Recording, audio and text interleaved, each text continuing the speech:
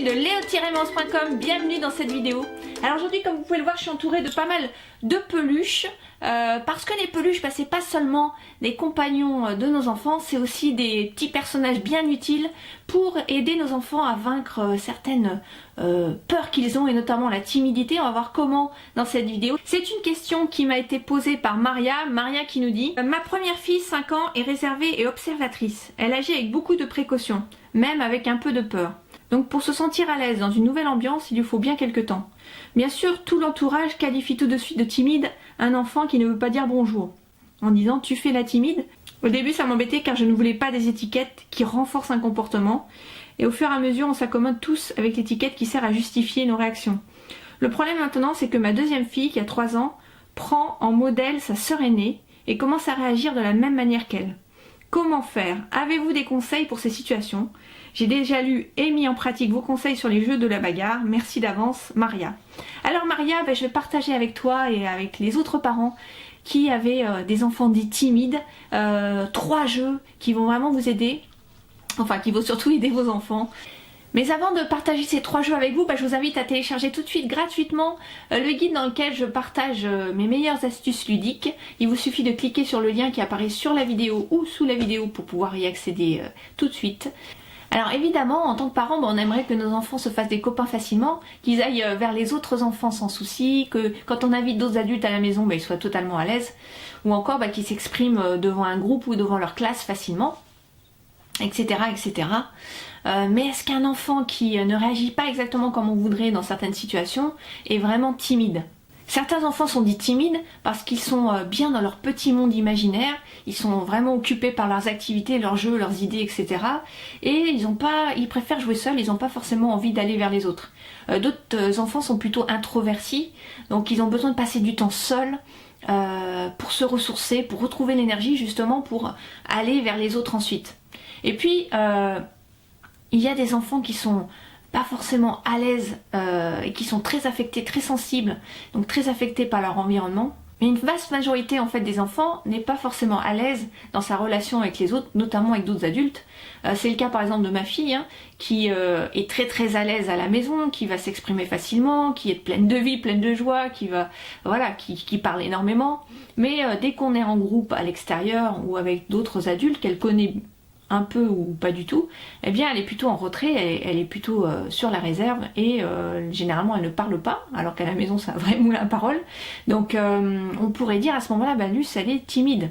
La plupart des enfants, ils ont besoin d'un moment, moi j'appelle ça un moment pour décongeler, c'est-à-dire que quand ils sont avec des gens qu'ils connaissent pas ou peu, ils ont besoin d'un moment plus ou moins long d'ailleurs, pour commencer à se réchauffer, à être plus à l'aise et commencer à s'exprimer. Être à l'aise, ça s'apprend, ça prend du temps. Moi-même, j'étais plutôt timide aussi quand j'étais petite et j'ai mis plusieurs années à être vraiment à l'aise avec les autres. Et encore, c'est pas forcément à 100% du temps. Il y a des fois où, avec certaines personnes, on va être un peu moins à l'aise parce que c'est de la communication. C'est quelque chose qui s'apprend et ça prend parfois plusieurs années.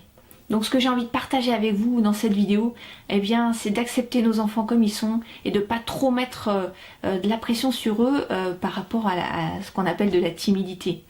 Donc ne pas mettre la pression, qu'est-ce que ça veut dire? Ça veut dire par exemple ne pas les forcer à dire bonjour ou à faire un bisou à quelqu'un si vraiment ils n'en ont pas envie.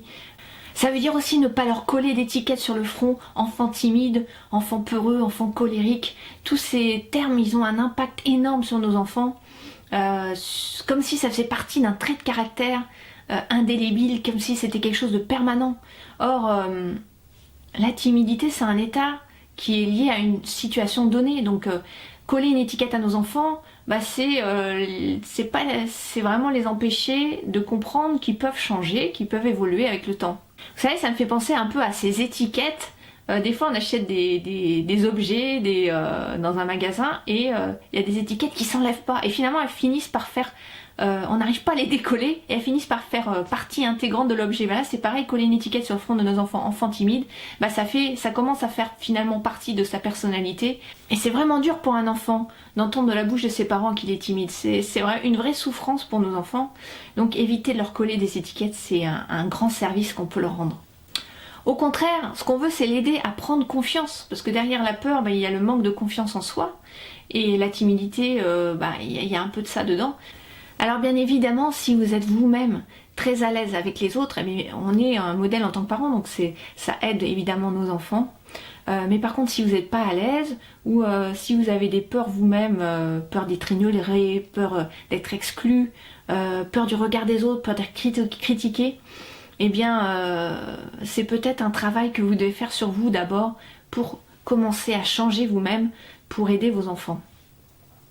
Et le meilleur moyen de le faire, c'est de sortir de notre zone de confort.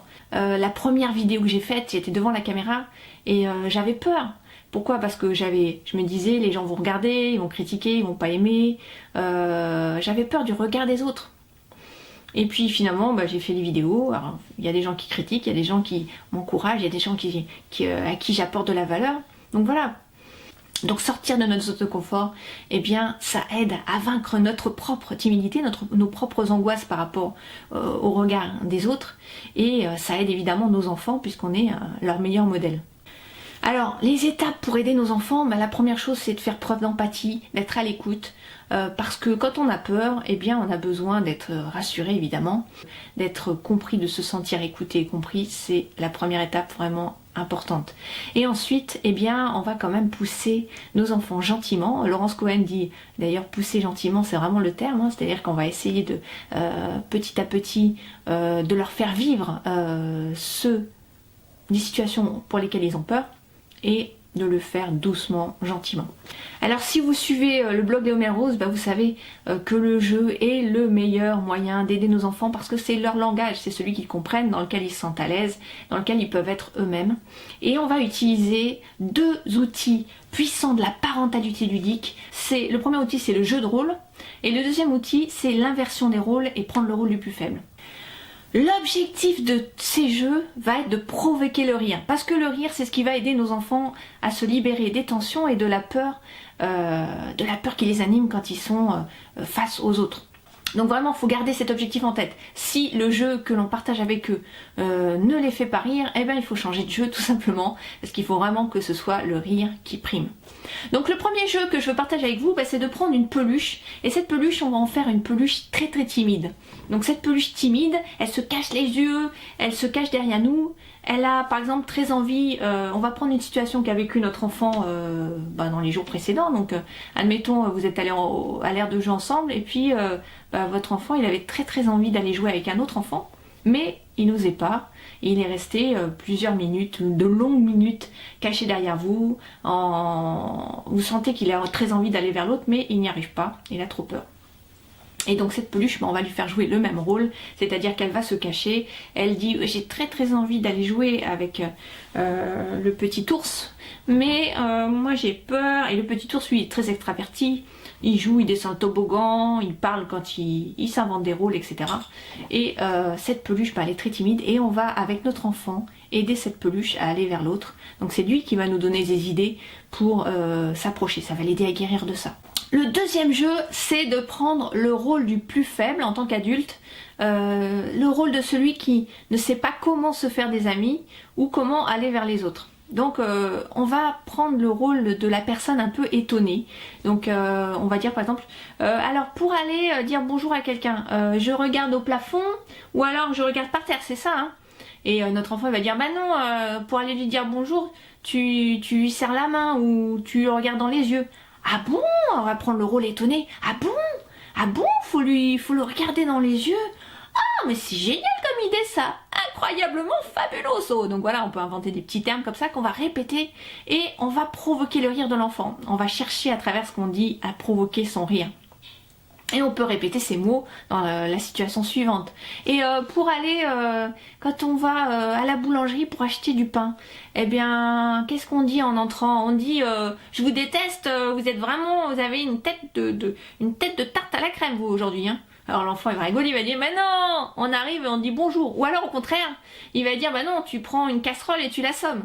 Voilà, et dans ce cas-là, évidemment on est dans le jeu, hein, donc on continue à rire, mais on va dire ah mais t'es sûr qu'elle va apprécier si je lui tape sur la tête avec une casserole? Voilà, mais on va pas chercher dans le jeu à faire la morale à notre enfant, à lui dire ce qui est bien, ce qui est pas bien, non. on va chercher à provoquer le rire et à dédramatiser cette situation pour l'aider à aller vers les autres. Le troisième jeu, c'est d'endosser le rôle de la personne timide dans un lieu public. Donc on va par exemple cacher nos yeux avec nos mains comme ça en disant « Non, je veux pas regarder, j'ai trop peur, non, je veux pas regarder ». Et donc on va inviter notre enfant à nous enlever les mains devant les yeux. « Non, ne me retire pas les mains des yeux, j'ai trop peur, je veux pas que tu tires sur mes doigts, ne le fais pas, non, non, non, non ». Et évidemment en faisant ça, notre enfant il va avoir qu'une envie, c'est de nous ôter les mains devant les yeux. Et on va batailler un petit peu pour ça, on va le faire rire. Et on va aussi, à travers ce jeu, dédramatiser donc, et l'aider à vaincre cette propre timidité, en nous aidant nous-mêmes à nous confronter à cette peur que l'on a dans un lieu public. Et alors si on sent que notre enfant ressent ça comme de la moquerie, faut vraiment rester dans l'objectif du jeu et de faire rire, hein. Mais si c'est ressenti que de la moquerie, eh bien on va favoriser le contact physique, c'est ça qui va aider notre enfant, donc en lui faisant un câlin à chaque fois pour qu'il se sente bien, pour qu'il se sente à l'aise et qu'il rigole bien dans le jeu. Voilà, j'espère que ces 3 jeux vous ont plu, qui vont vous aider. Et surtout, j'aimerais bien que vous me fassiez un retour d'expérience dans les commentaires sur le blog pour me dire si vous avez pratiqué ces jeux et qu'est-ce que ça donnait avec vos enfants. Voilà, merci d'avoir suivi cette vidéo et je vous dis à très bientôt sur leo-marotte.com. Ciao.